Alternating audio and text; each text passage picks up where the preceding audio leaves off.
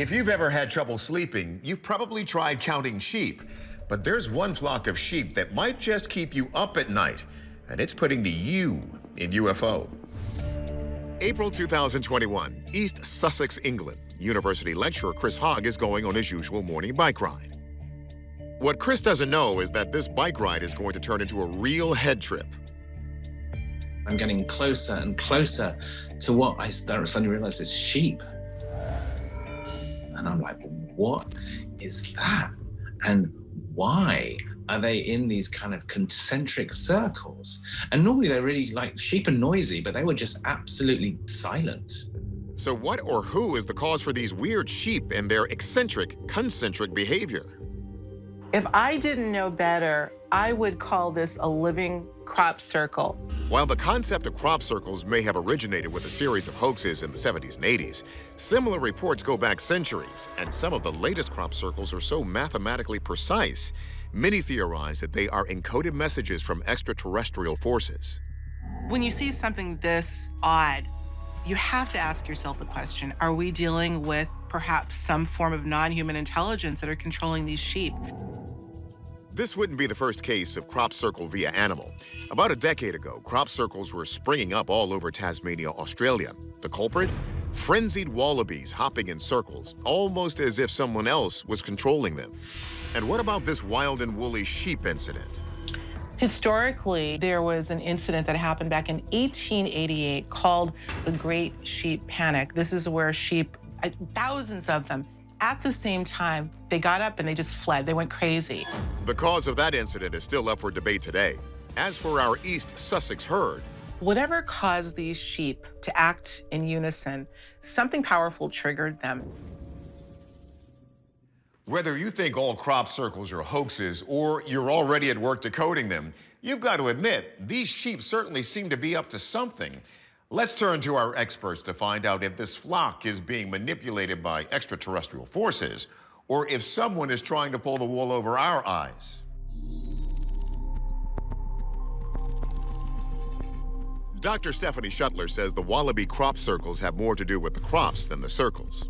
They were eating poppy plants and they got high and were jumping around in circles that made these patterns. But biologist Floyd Hayes doesn't think an opium high accounts for the strange behavior of the English sheep.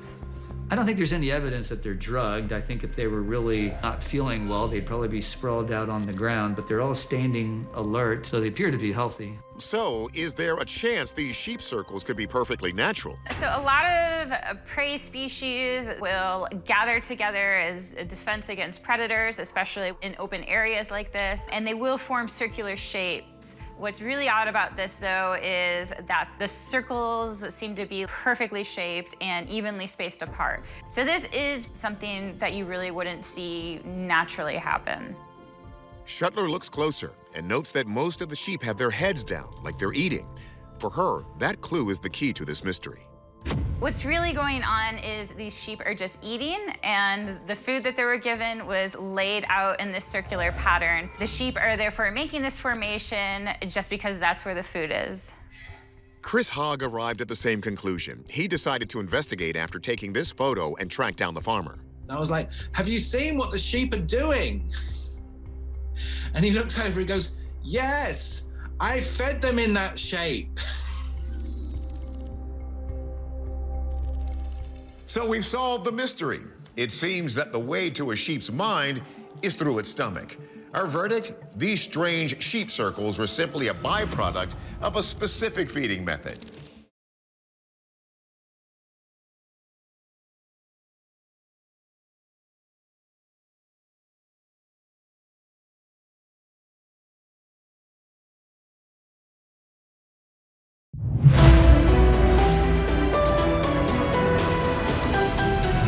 I would like to say that we are fantastic editors who can put in CGI movements and make trees move in the background and add bird singing, but really, you know, that is... We wouldn't have a clue how to do that. We wouldn't know where to begin. We can honestly say this was uploaded straight from our mobile phone as soon as it was recorded, get it on there, and we were just astonished. Hello, my name is Jefferson Pilot. I am 28 and I'm from Plymouth in Devon. And my name is Megan Oxtoby and I'm originally from Worcestershire in England.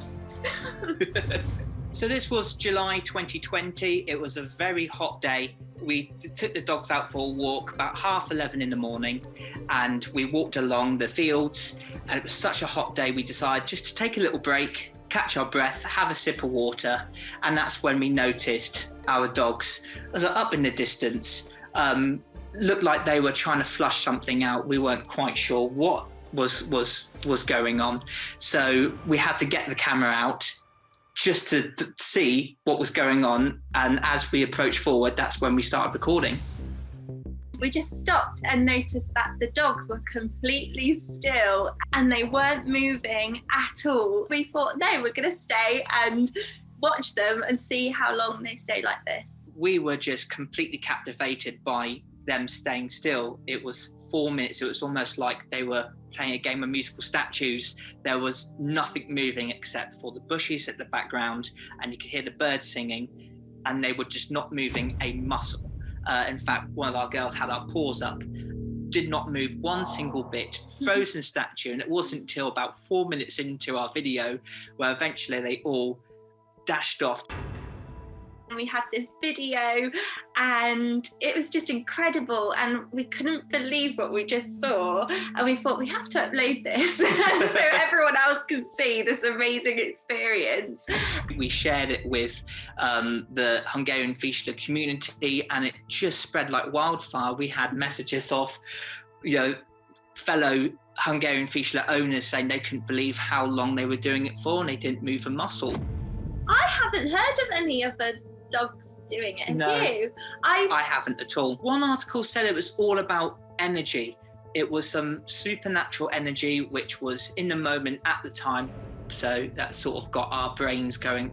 I'm a firm believer of the supernatural. When it came to walking our dogs and we captured this video, it was quite unearthly at some points. The part of me which thought it could have been supernatural was, even though on the video you can hear the birds singing and you can hear it's a windy day, I didn't hear any of that.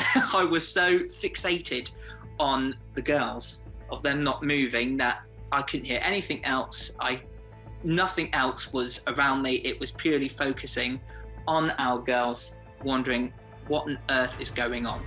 It kind of felt like we were in a dream because it was so crazy. We felt like we were dreaming, but it was real life. It actually happened. Eventually our arm was getting tired because we were filming so long, but it did almost feel like it went against the law of physics. I mean, us as humans, when we try and remain still, I know for a fact, yet when we watch our dogs, they're not moving a single muscle. It must have hurt being still for that long. Yeah, it really must have done. Because I know as humans, that would hurt. We didn't train the dogs at all to stay still. It's just to do it. We didn't teach them or anything like that. I can't see being taught to them whatsoever. They all work as a big unit. And each role, as Meg said, the youngest one is right at the front to sort out what's going on.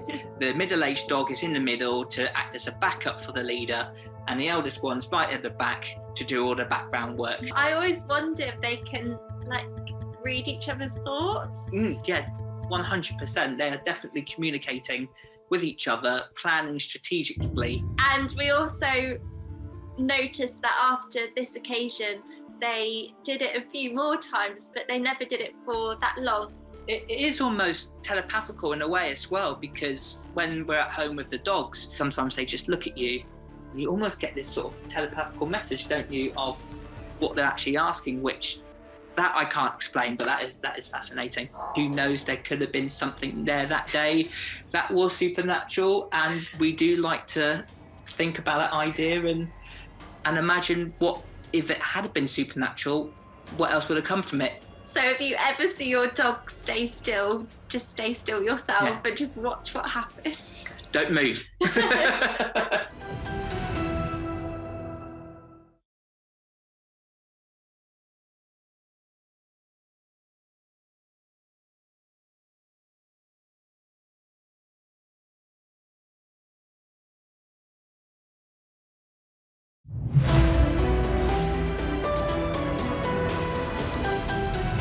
When I first saw the object, I remember thinking how strange and kind of spooky it was, and it was exciting. So I'd never seen anything like that, and I knew that I was the only person seeing it right then. My name's Craig McKay. I'm a public affairs specialist for the Bureau of Land Management. And it's a federal agency that manages tens of millions of acres of public land, and my job is to explain to the American public how we're taking care of that land for current and future generations. I really enjoy my job because I want to be out there in nature, and I'm excited to share what I get to experience with other people who don't have the same opportunities. This is a fantastic place, Alaska, and there's so much to tell about. In late October, I was walking behind my office, which is in Fairbanks, down to the Chena River. I like to take photographs and videos. It's a season change of different conditions on the river that I can share with other people. And I was interested that day in getting some photos of the ice beginning to form on the Chena River. I was turning to go back to the office when some motion caught my eye down in the river. And I looked down and saw this really strange object that totally took me aback. My first thought was, what in the world is that? It was much larger than anything I'd seen in the river, and it was swinging back and forth in the current, and I thought to myself, this is strange, I need to get a video of this. I didn't think photos would do it justice, because you really needed to see this thing moving back and forth and sort of rolling back in the murky water. It kind of was interested in shooting the video partly so that I could prove to people, yes, I really did see this weird thing in the river. It was really engaging, like it makes your mind think, what am I seeing here? I went back to the office and found a colleague and we sat around and made a fun little video. It happened to be a few days before Halloween, and since this was kind of a spooky object I'd seen, we decided that we would make a fun little Halloween-themed video to share on social media. I've been amazed at the staying power that our little video has. I've heard from people talking about this in tiny remote villages in Alaska. I've gotten contact from people all around the world. I think that's neat.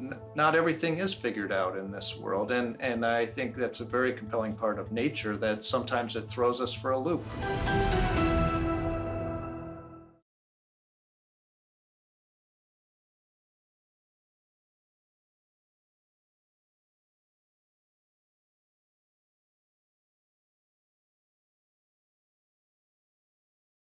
We all keep our phones safely stowed away when driving, right? Well, that rule doesn't apply if you're flying on autopilot. And lucky for us, one pilot had his hands free and his phone ready to capture a one-of-a-kind video. Prepare for takeoff. February 2020, an Airbus A320 is on a routine flight soaring over Medellin, Colombia. Little does the captain know he's about to find out he's sharing the friendly skies. The pilot does us the favor of showing his altimeter, and we can see that he's flying around 30,000 feet in altitude. The pilot then points his camera phone out of the cockpit window, and watch this as he zooms in. A metallic-looking object, a polyhedron of some sort, whizzes by in a straight line. We slow it down and zoom in further. You can see it kind of looks like a cube. It has these kind of little points that stick out. It does seem to be darker in color and not like a bright, shining balloon. Whatever this is, it definitely shouldn't be there. Now, it's hard to judge this object's size without knowing how far away it is, but scientist Amy Eskridge estimates it's 10 to 15 feet in diameter. One theory is that if we were visited by another civilization, they might send probes ahead of when they actually come. And consider this. A similar object was spotted by an FA-18 fighter pilot in 2018 at an altitude of 35,000 feet. It still hasn't been identified, and its structure, unlike any known airframe, lends credence to the alien probe theory. They might want to collect data, maybe do a little surveillance, a little monitoring before they actually show up. In the US, we associate Medellin, Colombia with drug cartels. But in South America, the city is known for UFO sightings. In fact, after UFOs were spotted over a soccer stadium and above a forest, the city earned the title the New Roswell. So we're turning to our experts to see if they can tell us what's going on. I've analyzed several videos in depth of UFOs and UAPs over the course of my career, and the way that it's traveling on screen in the area of the clouds does appear to be consistent with recordings that I have deemed authentic. So while Primo can't find anything technically wrong with the video, something just doesn't look right to him. What caught my eye is when the camera's panning up to the skyline, the operator instinctively zooms in, almost like he's expecting this object as it's coming towards the airplane. This was peculiar to me. So the feel of the video upon visual analysis feels staged. But Primo thinks it's possible the pilot was just plain lucky to zoom in right as the object flies past the plane. MJ Banias agrees. Pilots are the people who work in the sky and operate in it, so they're going to have the best view of any potential UFOs around them. We turn this video over to our aviation expert, Tim McMillan. He thinks whatever was shot over Medellin is too slow to be any kind of plane or missile, and it looks nothing like a drone. Initially, when it starts coming, I thought it's probably a balloon. Regular helium balloons rarely make it to this altitude. When they get this high, the helium expands and the balloon pops. But solar balloons are different. Used as toys or for research, they're usually made from dark material to absorb the sun's heat. They rise as the air inside warms and expands. They've gone as high as 46,000 feet, but in general, when they hit the cooler air up high, they start to lose shape and altitude. It's just too cold for them to stay aloft. It almost seems to have an odd cube-like shape. That is exactly what the Navy pilots have reported seeing off the east coast of the United States. They're currently part of the unidentified aerial phenomena that's being investigated by the Department of Defense. I don't have a good explanation. So, assuming it's not a hoax, it's certainly not a drone or a known aircraft. It's possibly a balloon. I mean, when you look at that speed, your mind goes there. But it's extremely rare for a solar balloon to reach this altitude. By process of elimination, we'll go with genuine UFO. So humans might not be the only pilots up in the sky.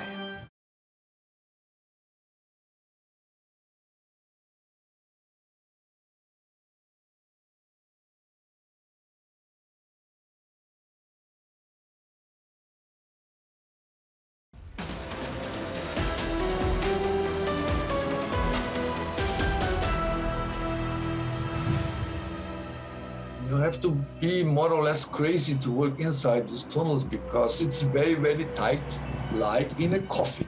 These tunnels has been open several thousand years. And there are fungus on the walls, and you have to wear a mask. You have to take care of spiders, big spiders.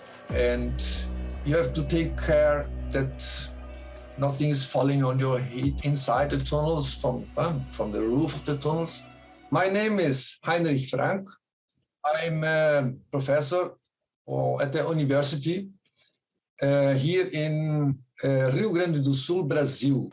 I'm a geologist. When I first found the tunnel, I have never heard of paleovertebrate tunnels. A paleoburrow is any burrow excavated by an extinct animal. But usually, when the people talk on paleoburrow, they think on worms and snails and something like this. In our case, it's a shelter excavated by big mammals of the extinct paleofauna. When you consider the megafauna, you have only two animals with the necessary claws to excavate tunnels. And these are the armadillos and the giant sloths. So we think that these big tunnel systems were excavated by several generations of sloths, 100 years or more. But when you are inside, you see the claw marks on the walls. We have shown these claw marks and other marks to other paleontologists, and they agreed with us. The problem is that we have never found a skeleton inside the tunnels, and we probably will never find it because the tunnels are now too wet. The tunnels will disintegrate, the bones will disintegrate. But people have interpreted these tunnels as something different and not as megafauna tunnels. People thought that these tunnels were made by indigenous people, and they interpreted the claw marks as pickaxe marks. But with these paleoburrows cannot be unique to South America. They have to exist in other regions, because not only the big sloths and the big armadillos made tunnels, but you have crocodiles making some kind of tunnels during dry seasons, for example. So we have created a new idea about paleontology that are not bones or shells, but are tunnels. And people realize that these tunnels are important, and they contribute to the preservation of these tunnels.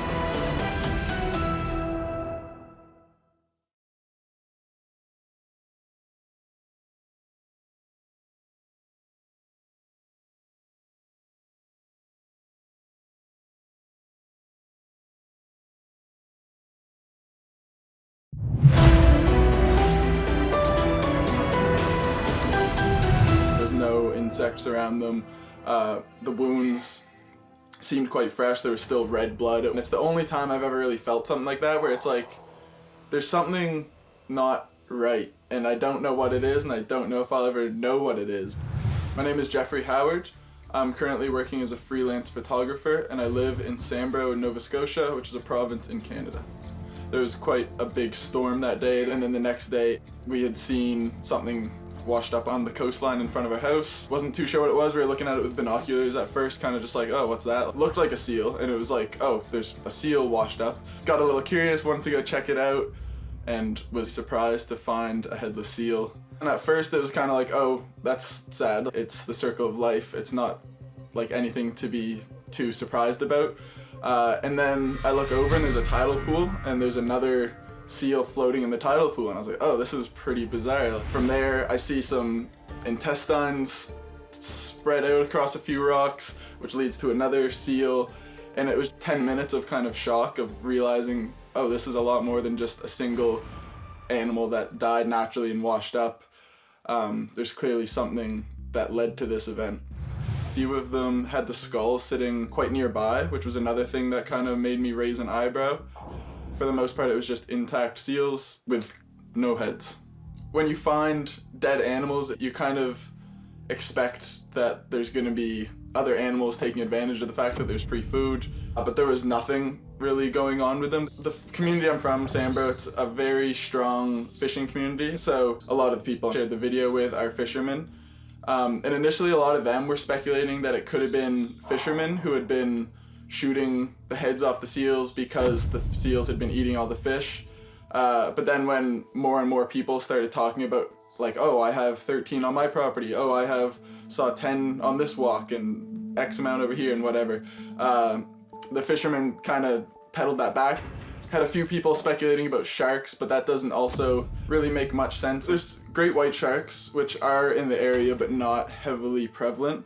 And then there's Greenland sharks, which are also in the area, not very heavily prevalent. Those are more towards Greenland, given the name. And like, it's definitely physically possible that a shark would bite the head off of a seal, but a shark isn't just gonna bite the head off of a seal and then let it float to land. It's gonna take advantage of the fact that it just killed the seal. It's gonna eat it.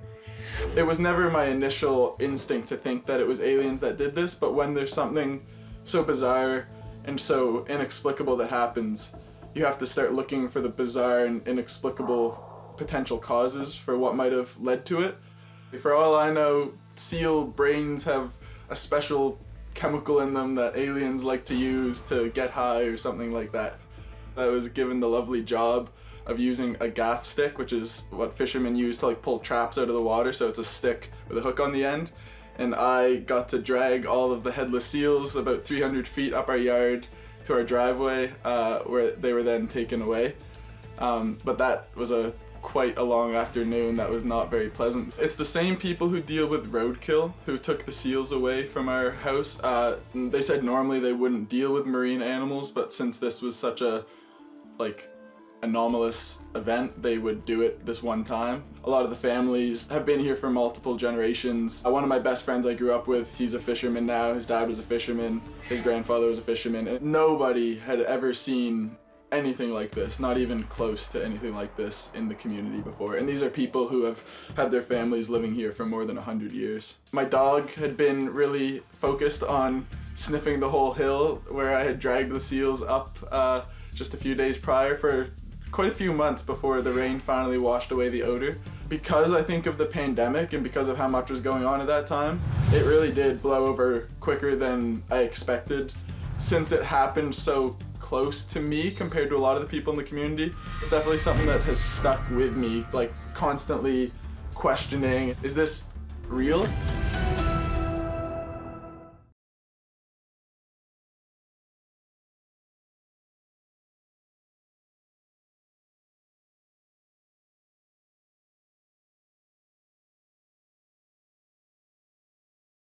There are no UFOs or strange monsters in this next story. We love those types of mysteries, but this one is a bit different. It features a real-life superhero and the awe-inspiring power of the human body and spirit. It's May 26, 2018 in Paris, France. Lebanese chef Tarek Dandash is getting his haircut in the city's 18th arrondissement when he hears a big commotion and runs out to the street. لقيت انه الطفل كان مدندن حاله حيوقع. انا يعني لا شعوريا سحبت التليفون وبدات اصور.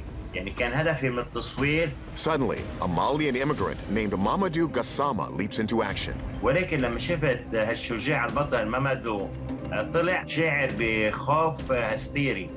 اثنين هستيري انه يسمح الله يوقع مامادو او يوقع هالطفل كمان. Mamadou swiftly makes it all the way up to the 4th floor. Then, with the help of a man standing on the next balcony, he pulls the toddler up to safety before the boy's grip gives way. يعني كمان كان عم يحاول يضحي بنفسه مامادو لينقذ الطفل. Let's take another look at the video. See how Mamadou seems to launch his body so he can grab onto the rail. Incredible. Of course, free solo climbers can scale sheer rock faces and even skyscrapers, but that requires extensive training and preparation. So how did Mamadou, an everyday guy, instantly acquire such exceptional abilities? Could he be naturally hardwired to put himself at risk for others? Turns out there's a theoretical condition called super altruism. We have super altruists among us, those who really put themselves at risk or who exert a tremendous amount of energy for some other individuals or some cause they truly believe in. This instinct towards super altruism seems to be strongest when trying to save the most vulnerable, like children. So does Mamadou have this amazing selflessness of a super altruist, some extraordinary agility, or both? Let's go to our experts. This guy here is obviously very athletic. You can see that he's able to reach up very high to the next balcony, but he's just free soloing. He's going up there without any kind of safety. He's not even hesitating. Yet remarkably, Mamadou claims to have no climbing experience. So could this ascent be fueled strictly by adrenaline? Superhuman strength is also called hysterical strength by scholars, and it is thought to occur during life or death situations, and it's a short period of time in which humans appear to have this surge of extra strength, and it is often attributed to a rush of adrenaline that flows into the blood. In interviews, Mamadou confirms that after the rescue, he was so afraid he was shaking, a sure sign of an adrenaline rush. But back to that theory, are some folks hardwired to do stuff like this? There could be an altruism gene, a gene that protects not just your children and your genes, but a gene that protects your group, your tribe, your people, to make sure that their genes can propagate into the next generation. Mamadou himself later offered his own explanation. He said his faith in God gave him both the courage and the strength. So we showed the footage to Catholic miracle researcher and engineer Michael O'Neill. Perhaps it was God giving him the inspiration to put his own life on the line and to save this child. He was truly inspired to take this altruism to a whole new level. And though O'Neill doesn't believe this inspired incident meets the criteria of an official Catholic miracle, he does say acts like this can be considered saintly. There's a new path to canonization proposed by Pope Francis called oblatio vitae, or the sacrifice of one's own life. This is a classic example of that this man, out of love for a stranger, he was willing to risk his own life. Throughout Christian history, the sacrifice of one's life is what it's all about. Our verdict? Mamadou's faith led him to this act of super altruism. His physique enabled him to start the daring climb with no experience, and adrenaline gave him a boost to pull it off. Though whether there's a super altruism gene, that's still a mystery.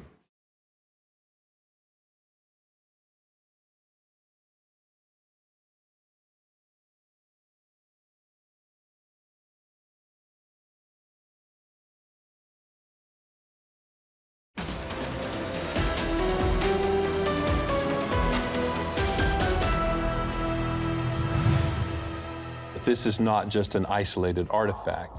This is a real dynamic signature of a consistent functional aspect of the foot. Remarkably compelling evidence. My research emphasis is on the form and function of the human foot and its evolutionary history. If I had nothing but the footprint evidence, the casts that were recovered from this site, I would be very convinced of the credibility of the film. The Sasquatch has retained the more primitive characteristic of a very flexible instep, a midfoot flexibility, which can be seen here. So as the heel comes up in the supporting foot, the heel moves somewhat independently of the rest of the foot. This allows for a combination of propulsion and prehension, or the grasping ability of the foot. That indicates the ability to navigate that very rugged, steep terrain that you can see surrounding this film subject. That's a remarkable detail that is rarely drawn attention to. This is the contrast between the Sasquatch foot and the human foot.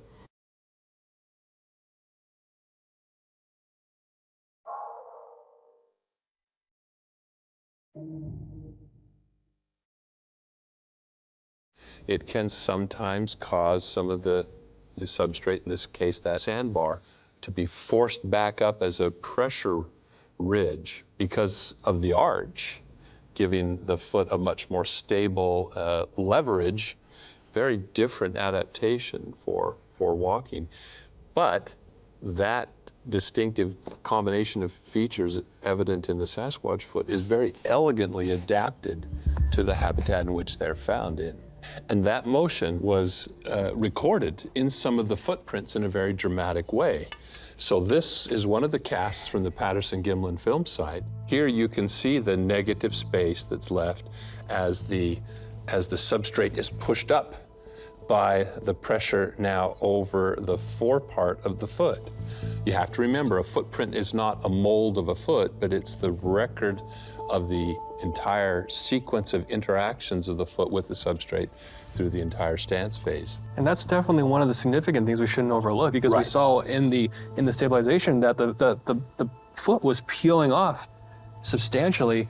So there's a lot of flexibility in both directions, right? This isn't just some cast of a foot that you stuck onto the bottom of a shoe. Or some carved wooden foot stompers that one attaches to some hiking boots and stomps around through the mud and the dirt and sand to leave spurious tracks. Certainly not. This is a living foot.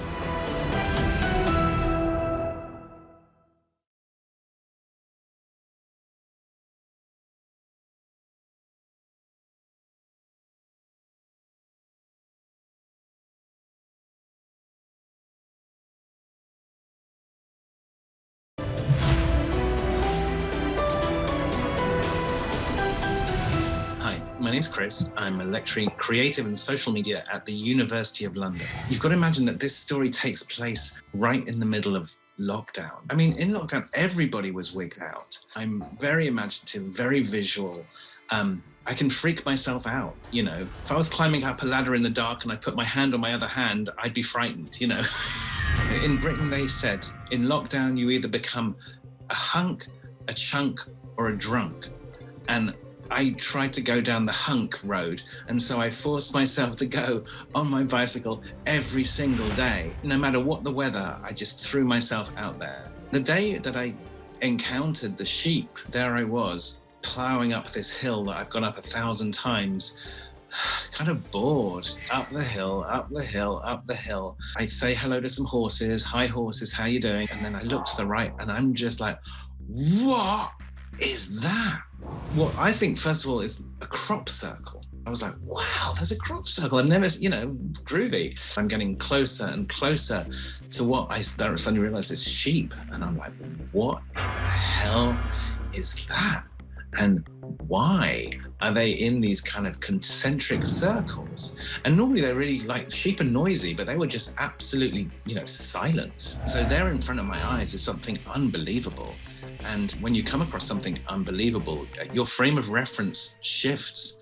And my frame of reference was shifting, and that's a frightening thing. And so consequently, my heart started beating, and I'm like, what is going on? And I was frightened to go closer because you're like, what is this thing? To the left-hand side, there's a farmer, and he's kind of hammering his fence into place. And I was like, have you seen what the sheep are doing? And he looks over and goes, yes, I fed them in that shape. So I then put it on a Facebook group, and then the Facebook group blew up. I have always wanted to go viral. And then when I looked today to see how many times the story had been shared on the Daily Mail, I was like, 15,000. I was like, yay, high five, high five, high five. Suddenly people ask me all kinds of questions like, do you think, there's lots of stories about those hills having kind of really dark spiritual connections. And I was like, the food, it's a snacking machine, they put it in that shape. But people are ignoring that completely. They don't want to believe that, they're not satisfied with the fact that it's food, and they ignore that fact completely. It just gets in the way of a good story. It's the kind of a picture that imprints itself in your mind. And so for about a week, every time I cycled over there, I could see it in my mind's eye. I've never seen the same thing again. As I was rationalizing it afterwards, when I was cycling away from the sheep, I was like, maybe it was a little thank you for becoming vegetarian.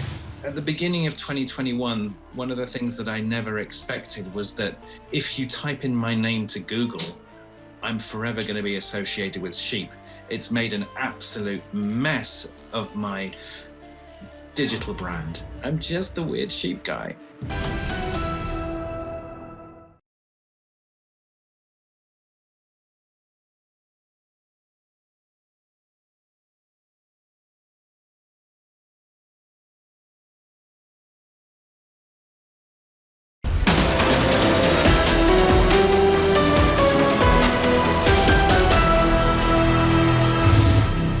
My name is Sean Reagan, and I discovered the deer carcass in the morning. Nothing added up about how it wound up there and what happened to it. We would have expected, if it were a mountain lion, to be completely picked to the bone, torn to shreds. We thought to check the footage to see if there was anything on there that would show what had happened, about how it had died. And so upon a couple of replays, we noticed in the top corner a humanoid. I would say before this happened, I was much more skeptical about these kind of things. But the second these things happen to you, everything you know and think is turned upside down. It starts off as disbelief and then kind of trickles into paranoia and kind of anxiety and fear because you have no logical concept of what something like that is. And when we brought it to the internet, it didn't take very long to realize that this was something super unique and significant. Right away, people were like, that is no doubt a Fresno nightcrawler. And then what kind of added to the shock of the experience was then looking up what a Fresno nightcrawler is supposed to look like, and then seeing this spitting image between what we saw on the web and what we had on the camera of just being like, this is exactly that. This is nothing else. This is what we're seeing right here. And it felt very vindicating in a way to see it in other places, to know that we were not the only people who have experienced this. It's really helped me appreciate and kind of understand the paranormal community so much more. And I found myself approaching other people in a much warmer fashion, in a much less skeptical fashion when somebody online catches a piece of footage. It's beyond most humans' natural experience of what we're used to.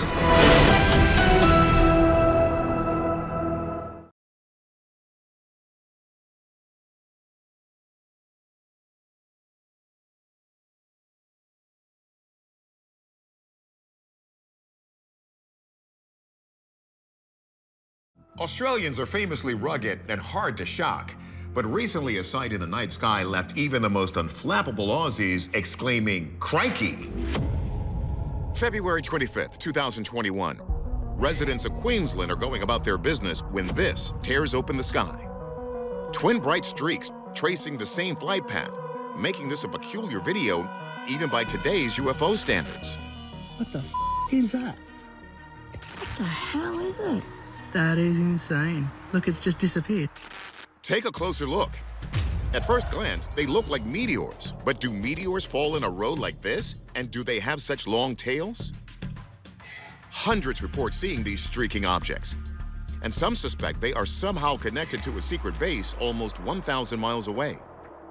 Another area in Australia that's been known for curious activity would be Pine Gap, Australia.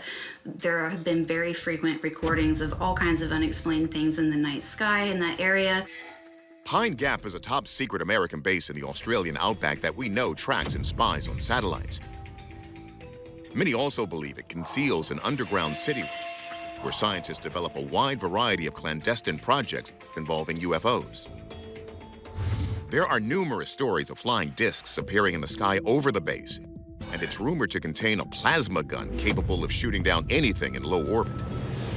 It's alleged that there is a lot of experimentation and dark technology that has gone on there. Construction at Pine Gap started in 1966, the height of the Cold War, so it's often referred to as Australia's Area 51.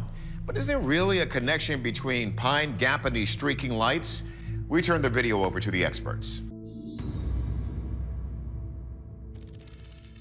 First, we ask astronomer Mark D'Antonio if these flaming objects could just be strange meteors. Meteors move anywhere from 10 to 20,000 kilometers per hour when they hit our atmosphere. This is moving way too slow. It's only moving at a few times the speed of sound.